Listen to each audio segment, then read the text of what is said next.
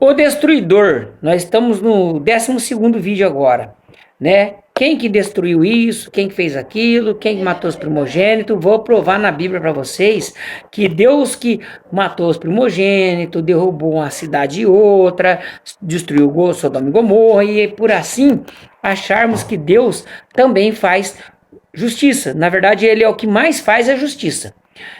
1 Samuel, capítulo 2, verso 6. O Altíssimo Criador, Pai Celestial Iá, o Senhor é o que tira a vida e a dá, faz descer ao céu e faz subir dali. Ou seja, Deus tanto pode matar, quanto também pode ressuscitar. Quando ele executa juízo em uma pessoa, na nossa cabeça matou, coisa horrenda, para ele só fez dormir. Para ele isso é um sono, ele acorda quando ele quer, porque ele tem poder para isso. Mas também ele pode não acordar nunca mais. E a respeito da morte do espírito, e a morte do espírito e da alma, o ser em si é alma. O espírito, Deus também pode desintegrar, ou colocar dormindo até que Deus o acorde naquele último dia. Entendeu? É muito vasto o conhecimento, não é da noite para o dia que você vai entender isso. Versos capítulo 15, 3 de 1 Samuel. Então Deus tanto pode fazer isso sim.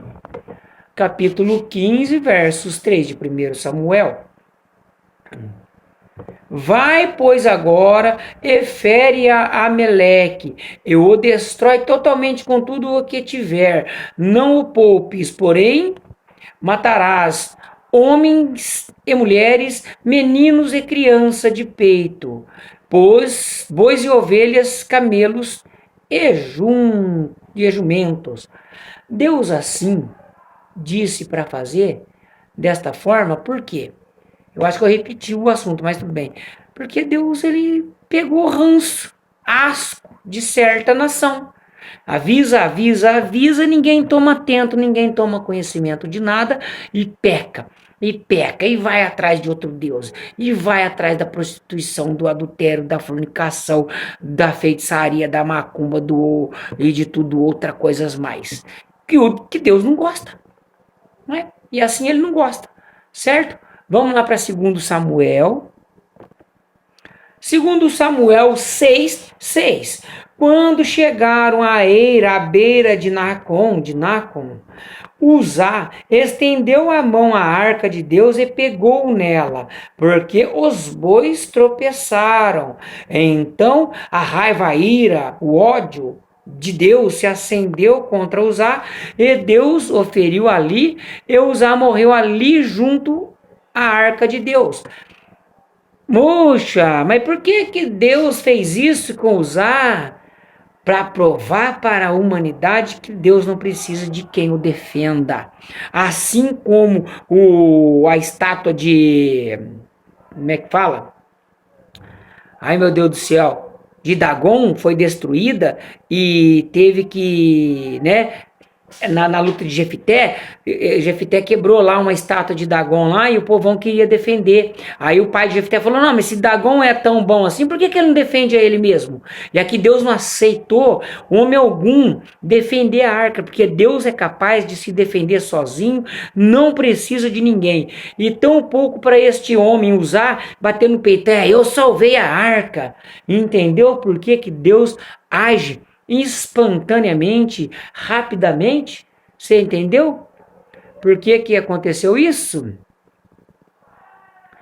Então ele morreu ali mesmo, porque Deus não achou necessário que Uzá poderia defender a arca. Se Deus habitava nela, como assim pensava as pessoas, até hoje pensam que Deus mora na arca. Deus não mora na arca, Deus fez para ali se ajeitar uns bem bolados aí, né? Mas vamos lá para o capítulo agora 12, do 14 ao 19. Eu vou dar uma pausinha para ver o que tem ali. Nessa passagem aqui, estamos provando para vocês destruidor, porque Deus mata mesmo, mata sim, mata bem matado mesmo, mata bem morto melhor do que o SBP. mata bem morto. E essa passagem aqui foi Natã, o profeta, que repreendeu Davi, porque Davi mandou a mulher de Urias ir para a guerra para matar, porque a mulher de Urias, acho que eu vou achar o nome dela, que nem estou interessado muito no nome dela,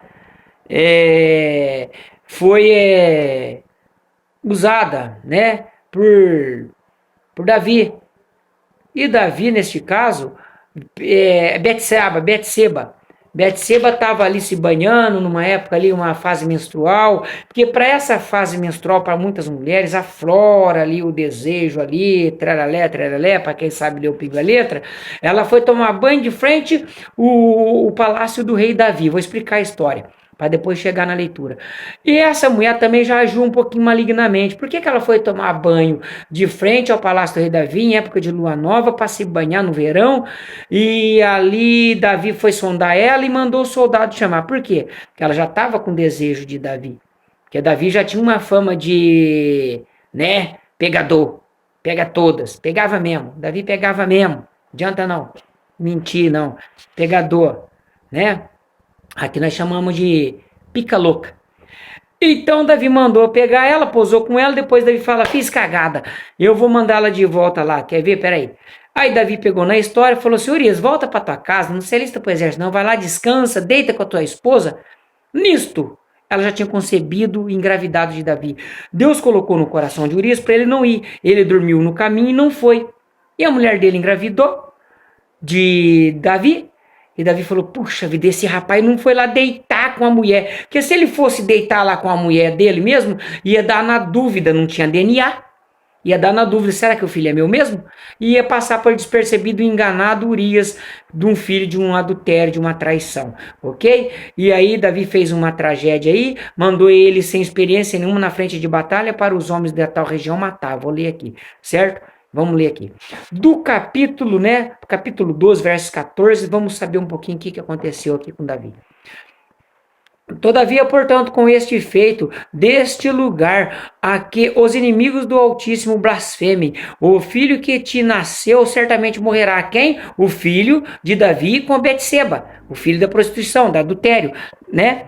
Vai morrer, né? Então Natã foi para a casa, sua casa dele. Depois o Altíssimo feriu a criança. Quem que era a criança? Eu esqueci o nome, vai falar. Que a mulher de Urias dera a Davi no adultério. Deus não gostou. Deus não gostou. Por quê? Porque além de adulterar, porque Davi já era adúltero. Pegava todas. Mas só que Davi matou o rapaz para pegar a mulher dele. Vai ver na profecia de Natã aqui para trás, você vai ver o que aconteceu. E aí Deus não gostou. Deus não gostou.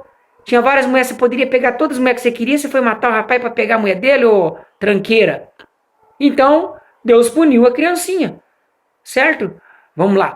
Então, Natã voltou para a casa e feriu a criancinha da mulher que tivera com Davi, de sorte que adoeceu gravemente. Davi, pois, buscou a Deus pela criança e observou rigorosamente jejum e recolhendo-se, passava a noite toda prostrando por terra.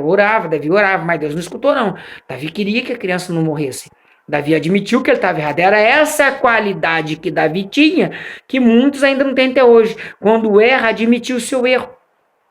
Então os anciãos da sua casa se puseram ao lado do Davi para oferecer para fazer levantar-se da terra, porém ele não quis, não comeu com eles, também não bebeu, estava em jejum.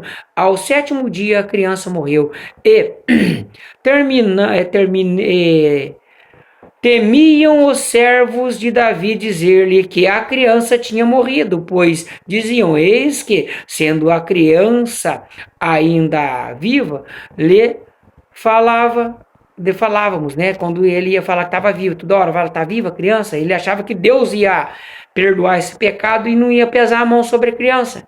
Porém, ele não dava ouvidos à nossa voz. Como, pois, lhe diremos que a criança morreu?